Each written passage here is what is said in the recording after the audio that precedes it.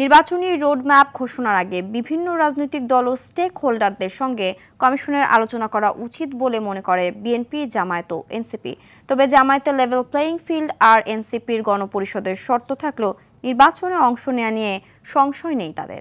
অরণ্য গফুরের report. ১/১১ জরুরি সরকারের সময় থেকে তফসিলের আগে রোডম্যাপ দিয়ে আসছে নির্বাচন কমিশন। সেই ধারায় এ সপ্তাহে ত্রয়োদশ জাতীয় সংসদ নির্বাচনের রোডম্যাপ দেবে ইসি। এটিকে কমিশনের স্বাভাবিক কার্যক্রম হিসেবে দেখছে রাজনৈতিক দলগুলো। তবে এখনও ঐকমত্যের বিষয় অমীমাংসিত থাকা এবং ইসির একক সিদ্ধান্ত নেয়াকে ঐতিহ্যের লঙ্ঘন বলে মনে করে বিএনপি, জামায়াতে ইসলামী ও এনসিপি। নির্বাচন কমিশনের উচিত ছিল মূল স্টেক হোল্ডারদের সঙ্গে কথাবার্তা বলে তারপরে তাদের রোডম্যাপ বা যেটাই বলুক তাদের পথনকশা এটা ঘোষণা করা। না হলে হবে কি, দেখা যাবে বিভিন্ন রকমের নির্বাচনী কর্মকাণ্ডের জন্যে সকল রাজনৈতিক দলের পক্ষ থেকে ভিন্ন ভিন্ন মত আসলো, তখন আবার একটা সাংঘর্ষিক পরিস্থিতি তৈরি হওয়ার কিন্তু আশঙ্কা থাকে। এই জন্য নির্বাচন কমিশনের উচিত ছিল, অথবা এখনও সময় আছে, স্বল্প সময়ের নোটিশে মূল স্টেক হোল্ডার রাজনৈতিক দলগুলোকে ডেকে তাদের মতামত নেওয়া।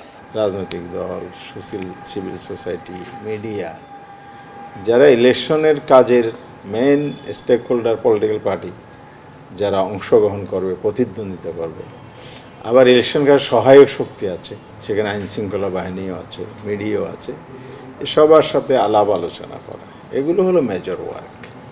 তো এই কাজগুলোকে প্রায়োরিটি দিয়ে যদি একটা সুন্দর নির্বাচনের জন্য সবার সহায়তা নিয়ে আগায়, তাহলে এটা প্রি ওয়ার্ক হিসাবে হইতে পারে। প্রফেসর ইউনূস বিএনপির সাথে এক প্রকার আতাত করেই আমরা বলবো একটা নির্বাচনের তারিখ ঘোষণা করছেন এবং নির্বাচন কমিশনও সেই অনুযায়ী একটা রোডম্যাপ ঘোষণা করছে। এটা ঐক্যমত্য কমিশনের সাথে বা বাংলাদেশে যারা ক্রিয়াশীল রাজনৈতিক দলগুলো আছে তাদের সাথে এক প্রকার প্রতারণা। এদিকে রোডম্যাপের অপেক্ষায় না থেকে নির্বাচনী প্রস্তুতি নিতে শুরু করেছে দলগুলো। এরই মধ্যে ৩০০ আসনে প্রাথমিক মনোনয়নের তালিকা করে ফেলেছে বিএনপি ও জামায়াত। আর দলের নিবন্ধন ইস্যুর পাশাপাশি নির্বাচনের বৈধতা নিয়ে চিন্তিত এনসিপি। মিডিয়া কু করা হয় আমাদের এগেনস্টে যে আমরা নির্বাচন চাই না। আমরা আবারও বলতেছি, নভেম্বরেও আমরা নির্বাচন করলে সে নির্বাচনে অংশ নেওয়ার মতো প্রস্তুত, কিন্তু সেই নির্বাচনটা অবশ্যই হতে হবে গণপরিষদ নির্বাচন এবং ঐক্যমত্য কমিশনের যে সিদ্ধান্তগুলো হয়েছে সেগুলোর অধীনেই নির্বাচন হতে হবে। এবং বিএনপি চাইলে এখন একতরফা একটা নির্বাচন করতে পারে, হ্যাঁ, ইউনূস সরকারকে নিয়ে তার মতো গায়ের জোরে। শেখ হাসিনা যেমনি 24 সালে একটা করছে, আমি মামু এবং নামি নির্বাচন, ওই নির্বাচনে জনগণ প্রত্যাখ্যান করবে, 8-10% মানুষ ভোট দিবে। 2018-তে আমরা যেভাবে সর্বোচ্চ 3 জন করে অগ্রাধিকার ভিত্তিতে একটা তালিকা করেছিলাম, এবারেও জরিপটা বিভিন্নমুখী তৎপরতার মধ্য দিয়ে হয়েছে। সেই জরিপের ভিত্তিতে ইতিমধ্যেই প্রত্যেকটি আসনে কমপক্ষে 3 জন করে একটা অগ্রাধিকার ভিত্তিক প্রার্থী তালিকা তৈরি করা হয়েছে। আমরা ইলেকশন ওয়ার্কটাকে প্রায়োরিটি দিয়ে কাজ করছি। ইলেকশনে আমাদের মাঠ গোছানো, দল গোছানো, জনগণের সমর্থন আদায়ের করা, আমাদের বক্তব্য তুলে ধরা।